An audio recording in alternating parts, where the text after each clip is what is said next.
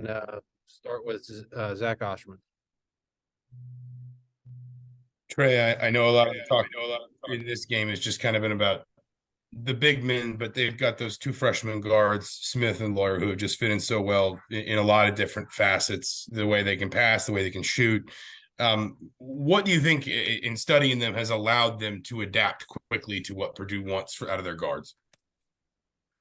Yeah, I think like you said, those two guards really came in and performed really well at a high level in the Big Ten. It's been really impressive to see that.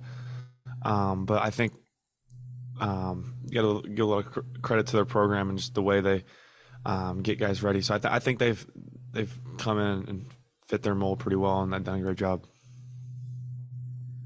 Jim Coyle. Trey, talking about those freshman guards, what do you guys need to do to disrupt their play, how well they have played this year, to try to disrupt what they're trying to do and get accomplished?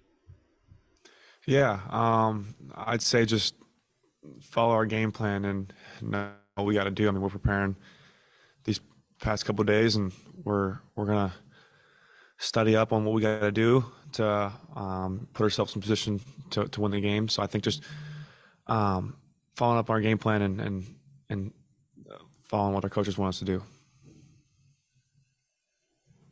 Kyler. Hey, Trey, thanks for your time. Obviously, it's a big game tomorrow. Just in general, how special is it to play in the Indiana-Purdue rivalry? Oh, it's real special. I mean, it's a rival like none others, and I think just the atmosphere and the anticipation of the game is great. It's gonna be a great environment.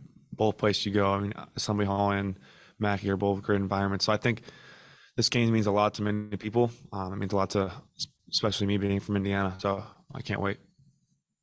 Mason.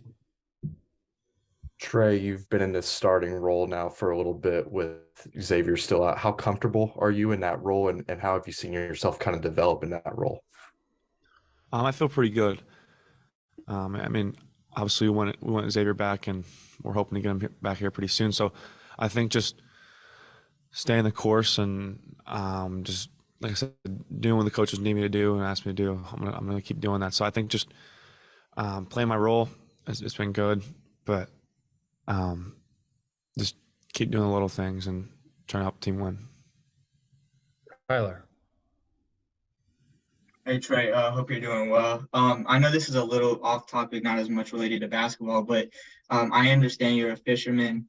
I was wondering who taught you how to fish, and also I understand that you were described as a persistent fisherman, I guess, in that you want to keep fishing until you catch the fish. Would you agree with that assessment?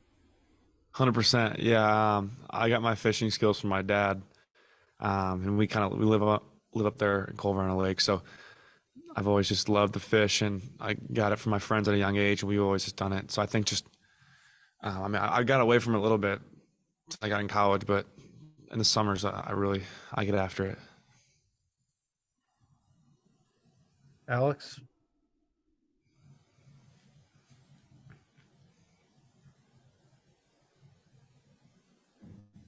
All right, Jim Coyle. Trey, we talk about games like this, and people love to talk about it's another game, it's just the next game and all that.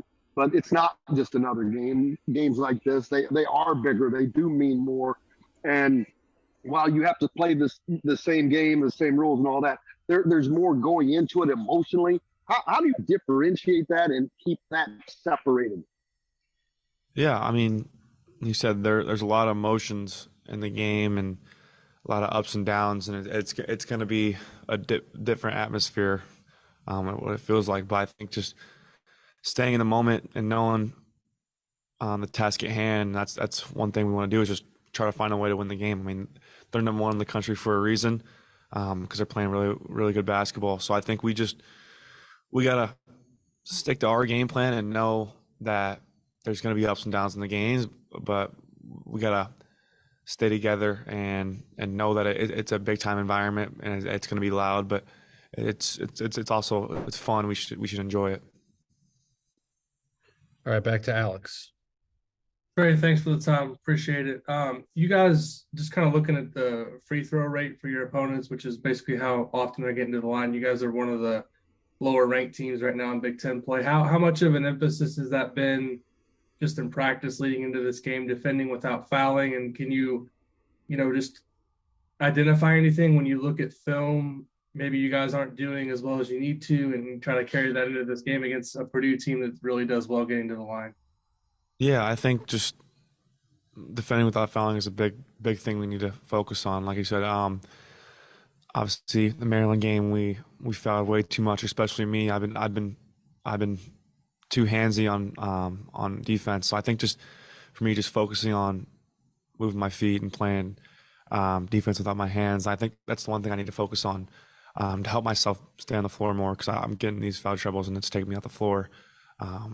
So I think just like you said, playing defense without fouling and playing solid. And we've done it before. We can keep doing it, but I think just going back to our basics and know what we got to do. Last question for Mike Schumann.